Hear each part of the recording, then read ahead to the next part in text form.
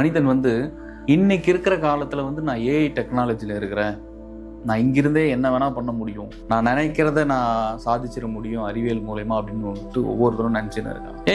ஒரு 3000-4000 வருஷத்துக்கு முன்னாடி ஏஐன்னா எதனா இருந்துச்சா, இல்ல மின்சாரம் இருந்துச்சா, இல்ல எதனா ஒண்ணு இருந்துதா? கிடையாது. அப்ப அத்தனை ஆயிரம் வருஷத்துக்கு முன்னாடி எப்படி ஒவ்வொரு சித்தர்களும் உடலை கடந்த ஒரு பயணத்துக்கு போனாங்க? எப்படி நவகிரகங்கள் அப்படின்னு இருக்கக்கூடிய கோயில்களை கண்டுபிடிச்சாங்க? இதெல்லாம் நினைச்சு பார்த்திருக்கீங்களா? இன்னைக்கு இருக்கிற ஏஐ எல்லாத்தையும் மாத்திருது, ஏஐ இருக்கு அப்படின்னா எல்லாத்தையும் கடந்ததுதான் இறைவன். நீ அந்த ஏஐ இன்னைக்கு யூஸ் பண்ணனா கூட அந்த ஏஐக்கு மூலப்பொருளா மூல காரணமா இருக்கிறது எதுனா இறையாற்றல் தான். இறைவன் இங்க விட்டு சென்ற மிச்சம் எச்சம் சொச்சம் தான் நம்ம எல்லாம் பயன்படுத்தி உட்கார்ந்துட்டு. அப்ப ஏஐ கண்டுபிடிச்சவன் பெரியவனா, இல்ல ஏஐக்கு மூலப்பொருளா இருக்கிற மூலத்தை கண்டுபிடிச்சவன் பெரியவனா?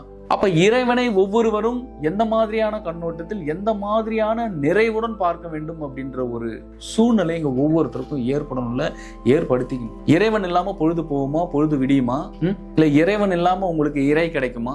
அப்போ ஏஐ அப்படின்றது நீங்க இன்னைக்கு உட்கார்ந்து இருக்கிற இடத்துல நீங்க ஒரு கோடிங் எடுக்க முடியும், நீங்க உட்கார்ந்துட்டு இருக்கிற இடத்துல ஒரு புதுசா ஒண்ணு கிரியேட் பண்ண முடியும், எல்லாம் கரெக்ட் தான். ஆனா உடல்ல இருந்து உயிர் போச்சுன்னா மறுபடியும் ஏஐல கொண்டு வர முடியுமா?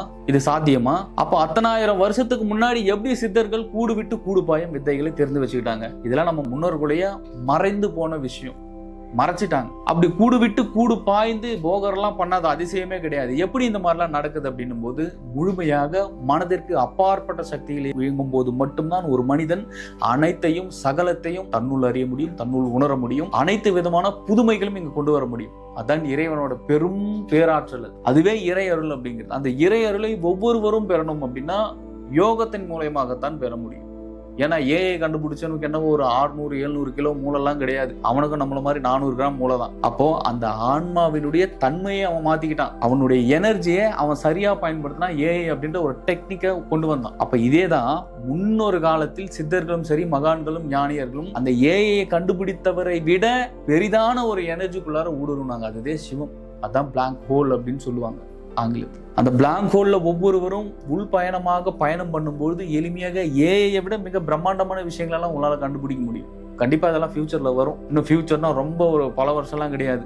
நீ இங்கிருந்தே யூகேக்கு போகலாம், நீ இங்கிருந்தே அமெரிக்கா போகலாம், நீ இங்கிருந்தே கலிபோர்னியா போகலாம். ஃபிளைட்ல கிடையாது, இருந்த இடத்துல இருந்தே தன்னுடைய உடலை மறைத்து கொண்டு போக முடியும். அது இவன் அறிவியல் ரீதியாக இன்று ஆராய்ச்சி போய் கொண்டிருக்கிறது.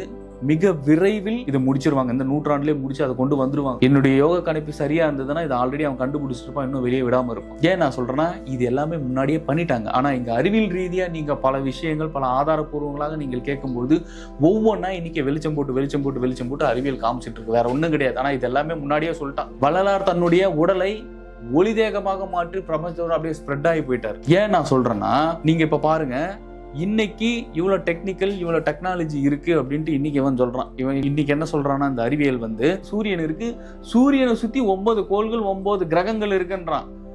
இது எப்படி 10,000 வருஷத்துக்கு முன்னாடி நம்மளும் கண்டுபிடிச்சாங்க? இது நீ அன்னைக்கே திங்க் பண்ண மாட்டியா? அப்ப நீ அறிவாளியா? 2000-3000 வருஷத்துக்கு முன்னாடி நவகிரகங்கள் இருக்கு, சூரியன் ஒரு கோள் இருக்கு, அதை சுத்தி 9 கோள்கள் இயங்கிட்டு இருக்கு, எப்படி முன்கூட்டியே கணிச்சு கோயில்களுக்குள்ளார நவகிரகத்தை கொண்டு வந்தான்? அப்ப அவன் எப்படி இங்க இருந்து மேல போனான்? எப்படி போய் கணிச்சான்? யார் இறைவன் நேரா சொன்னாரா? இல்ல, இவனே இறைவனிடத்தே போனான். அதுவே யோகம், அதுவே தவம், தியானத்தினுடைய பெருஞ்சிறப்பு. ஒளி உடலில் பயணம் பண்ணும் போதும் ஒளி உடலில் தன்னுடைய முழு உணர்வு ரீதியாக ஒருவர் முழுமையாக டிராவல் பண்ணும்போது எளிமையாக இறைவனிடத்தில் சகலமும் அறிய முடியும். அது பேர் உணர்வின் ஒரு உச்ச நிலை. ஆனா இன்னைக்கு வள்ளலார் பண்ணிட்டாரு. கூடு விட்டு கூடு பாய்ந்தாலும் அன்னைக்கே பண்ணிட்டாங்க.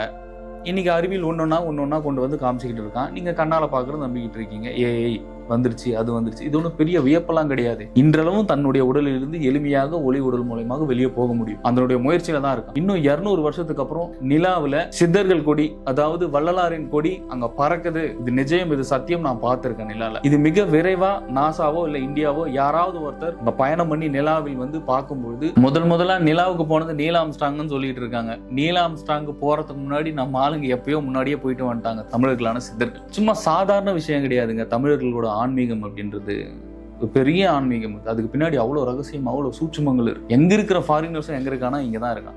இங்க திருவண்ணாமலையிலும் இந்தியாவில தான் வந்து விழுந்து கிடக்குறான். என்ன காரணம்? அப்படி என்ன இருக்கு இங்க ஆன்மீகத்துல போது? மரணமில்லா பெருவாழ்வுன்னு ஒரு பெரும் ஒரு டூலை நம்ம தான் வச்சிருக்கோம். அதீதமா இன்னைக்கு இருக்கிற ஊடக நாடுகள் அங்கங்க ஒரு சில பேர் வந்து அதை அறிஞ்சு உணர்ந்து அந்த ஒரு பெரும் அவேர்னஸ்ல ஒருத்தர் இருக்காங்க. ஆனா இருந்துமே மெயின் டூல் நம்ம கிட்ட தான் இருக்கு. இது சாதாரண விஷயம் கிடையாது.